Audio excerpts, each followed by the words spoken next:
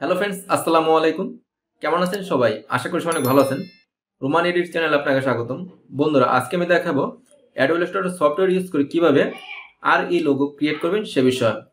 এই লোগোটা ক্রিয়েট করার জন্য আমি শেপ টুল ইউজ করেছি এবং গ্রেডিয়েন্ট কালার ইউজ করেছি। এই কাজটি শিখতে ভিডিওটি প্রথম থেকে শেষ পর্যন্ত দেখুন। ভিডিওটি ভালো লাগলে একটা রিকোয়েস্ট, ভিডিওতে একটি লাইক দিবেন আর চ্যানেলটি সাবস্ক্রাইব করে আমাকে সাপোর্ট করবেন। সরাসরি চলে যাচ্ছি কম্পিউটার স্ক্রিনে। প্রথমে একটা ডকুমেন্ট ক্রিয়েট করতে হবে। ফাইল, নিউ, আমি প্রিন্টে আসলাম, A4 সাইজ চুজ করলাম।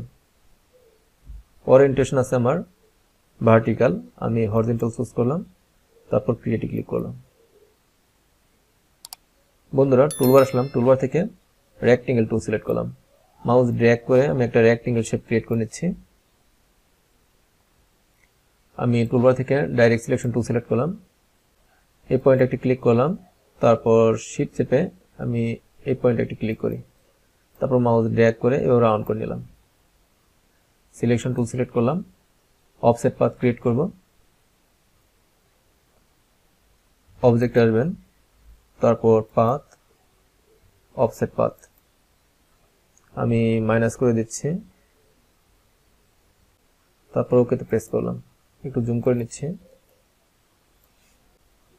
এই শেপটা আমি অল্টার চেপে কপি করে নিচে নিয়ে আসলাম, মাউস ড্র্যাগ করে ধরে আমি ফিল কালার টপ করে দিচ্ছি বন্ধুরা। তারপর একটু উপর দিয়ে তুলে দিচ্ছি, শিফট ব্যবহার করে নিই, কন্ট্রোল ওয়াই প্রেস করে দেখে পারফেক্ট পজিশনে বসেছে কিনা। দেখতে পাচ্ছেন পারফেক্ট পজিশনে বসেছে। কন্ট্রোল ওয়াই প্রেস করলাম, আগের অবস্থানে চলে আসলাম। এই অংশটুকু ধরলাম, এই অংশটুকু আমি বাম পাশে চাপিয়ে দিই। কন্ট্রোল ওয়াই প্রেস করে দেখি এখানে ঠিক আছে কিনা। আমি চেক করে নিচ্ছি কাজটা যেন 100% পারফেক্ট হয়, তার জন্য আমি আর একটু ডান পাশে চাপিয়ে দিই, একটু জুম আউট করি। কন্ট্রোল ওয়াই প্রেস করলাম, আগের অবস্থানে চলে আসলাম, একটু জুম আউট করি বন্ধুরা। এই অংশটুকু ধরলাম, অল্টার চেপে কপি করলাম। আমি রোটেট করব, টুলবার থেকে রোটেট টুল সিলেক্ট করলাম, মাউস ড্র্যাগ করে আমি রোটেট করে নিচ্ছি। এই অংশটুকু আমি এখানে বসিয়ে দিচ্ছি, বাম পাশে চাপিয়ে দিলাম। এই অংশটুকু ধরলাম, অল্টার চেপে কপি করে আমি অ্যাঙ্গেল করে নিই, একটা আর শেপ ক্রিয়েট করতেছি বন্ধুরা।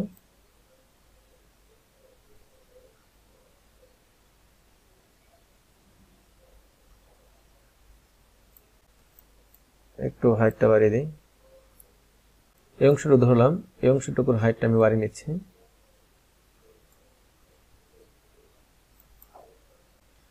টুলবার থেকে পেন টুল সিলেকশন করলাম, এখান দিয়ে একটা শেপ ক্রিয়েট করি, একটু উপর দিয়ে তুলে দিচ্ছি বন্ধুরা। মাউস ড্র্যাগ করে ধরলাম, তারপর টুলবার থেকে শেপ বুল্ডার টুল চুজ করলাম। কালার আমি রেড কালার দিচ্ছি, এখান থেকে আপনারা যে কোনো কালার দিতে পারেন। মাউস ড্র্যাগ করে আমি একটা কালার নিলাম, আর একটা কালার নিচ্ছি।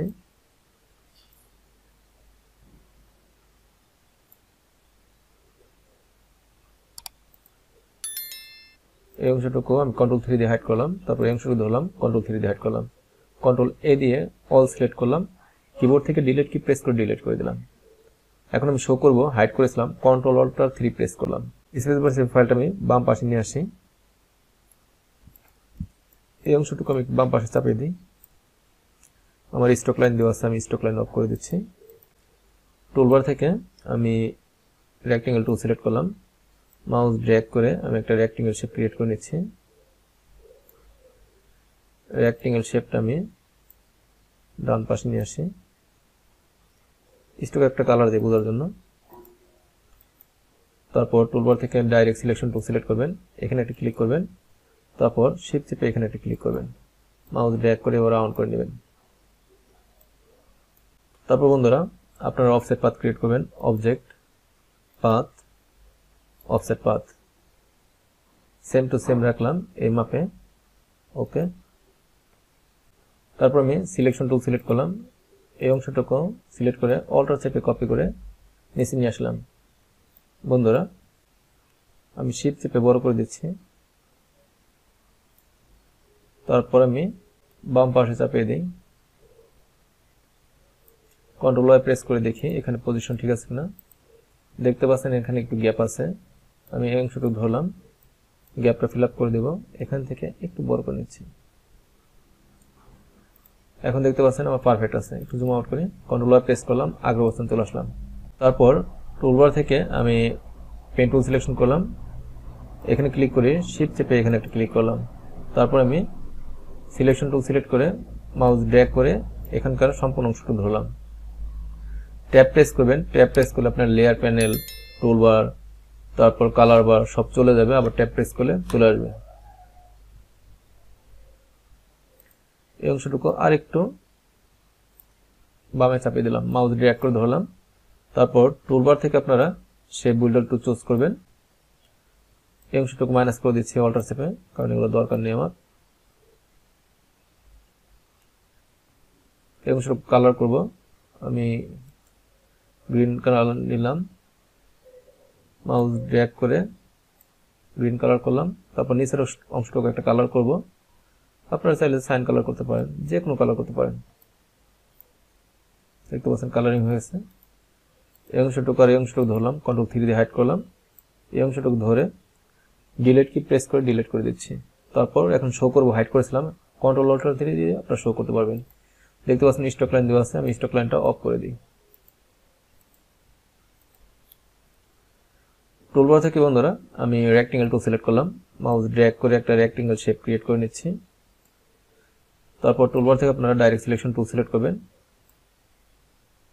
আমি এই কর্নারটা ধরলাম আর এই কর্নারটা ধরলাম, শিফট চেপে মাউস ড্র্যাগ করে এভাবে রাউন্ড করে দিবেন।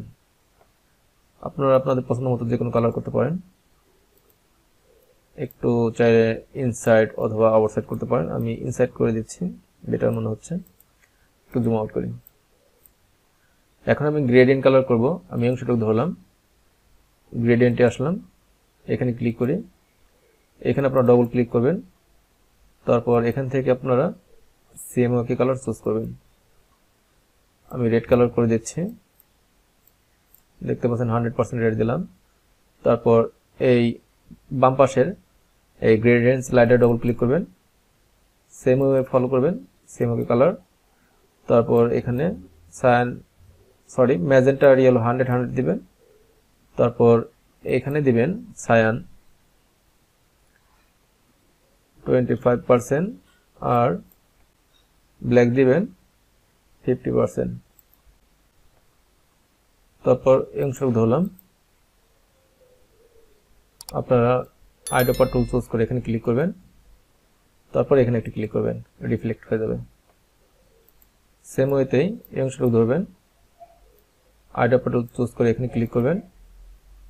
তারপর এই অংশটুকু ধরবেন, আইড্রপার টুল চুজ করে এখানে ক্লিক করবেন, এখান থেকে কালারটা রিফ্লেক্ট করে দিতে পারবেন। তারপর আমি এই অংশটুকু ধরলাম, এই অংশটুকুর কালার আমি সেম টু সেম কালার করে দিচ্ছি, এখানে ক্লিক করলাম, সেম টু সেম কালার হয়ে গেল। চাইলে আপনারা কালার চেঞ্জ করতে পারেন, সিলেক্ট করবেন মাউস ড্র্যাগ করে। তারপর এখান থেকে আপনারা আপনাদের পছন্দ মতো কালার চুজ করতে পারবেন, যে কোনো কালার দিতে পারবেন, আপনার পছন্দ মতো যে কোনো কালার। ব্যাকে যাচ্ছে, আমি রেড কালারে রাখবো।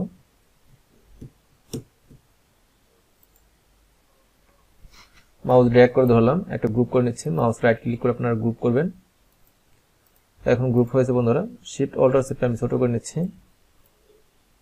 একটু জুম করি।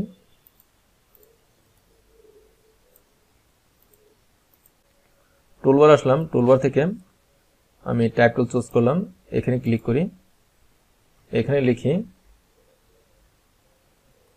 ক্রিয়েটিভ, শিফট অল্টার চেপে বড় করে নিচ্ছি। তার আগে আমি কন্ট্রোল আর প্রেস করলাম, এই রুলার আনলাম, একটা স্কেল টানি, তারপর এই পাশে একটা স্কেল টানি। কাজটা রেশ অনুযায়ী করব যেন পারফেক্ট হয়।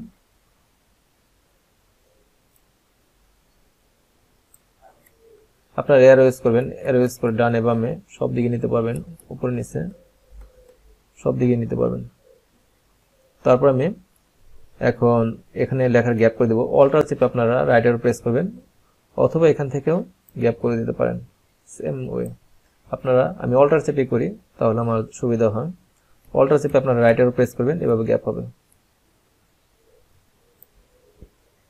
একটু ছোট করে দিচ্ছি। চাইলে লেখাটা আরেকটু ছোট করতে পারেন, তারপর অল্টার চেপে রাইট অ্যারো প্রেস করবেন, গ্যাপ হবে। যতটুকু গ্যাপ করা দরকার গ্যাপ করে নেবেন। স্কেলটা ধরলাম, ডিলিট কি প্রেস করে ডিলিট করে দিচ্ছি। আর্টবোর্ডটা দেখতে পাচ্ছেন আমার অনেক বড়, আমি আর্টবোর্ডটা ছোট করে নিচ্ছি। অথবা এখানে ডবল ক্লিক করে আপনি চাইলে আর্টবোর্ডের একটা সাইজ নিতে পারেন। আমি এখানে নিয়ে নিচ্ছি 120 দিচ্ছি, নিচে দিয়ে 120 স্কোয়ার একটা সাইজ নিলাম। ওকে, তারপর আমি সিলেকশন টুল সিলেক্ট করলাম, মাউস ড্র্যাগ করে লোগোটা ধরলাম, শিফট অল্টার চেপে ছোট করে নিচ্ছি।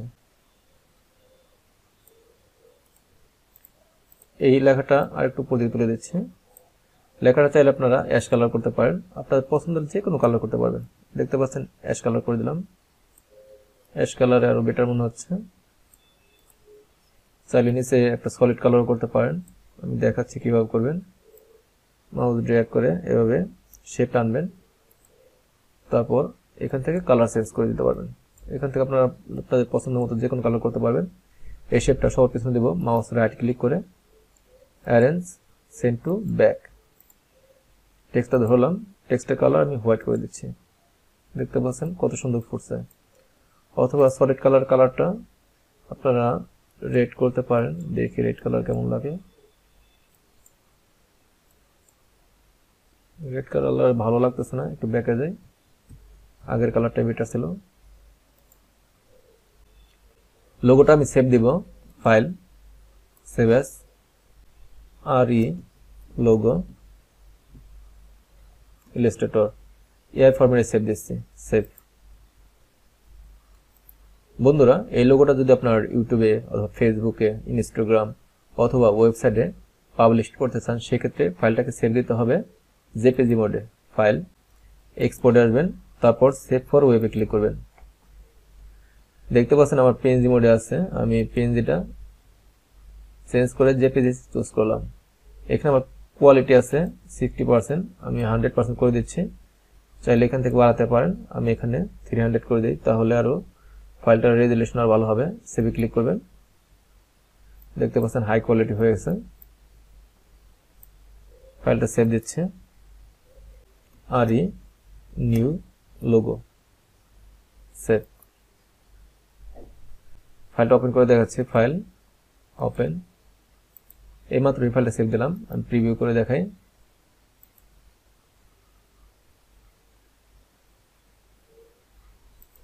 একটু জুম করে দেখাই, বন্ধুরা দেখতে পাচ্ছেন আমি কত বড় করতেছি তা ফাটতেছে না। 100% কোয়ালিটি।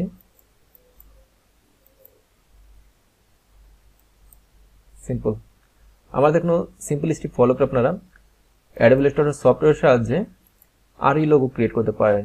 আমার এই ভিডিওটি ভালো লাগলে ভিডিওতে একটি লাইক দিবেন, আর আপনারা যদি আমার চ্যানেল নতুন দর্শক থাকেন, প্লিজ আমার চ্যানেলটি সাবস্ক্রাইব করে আমাকে সাপোর্ট করবেন।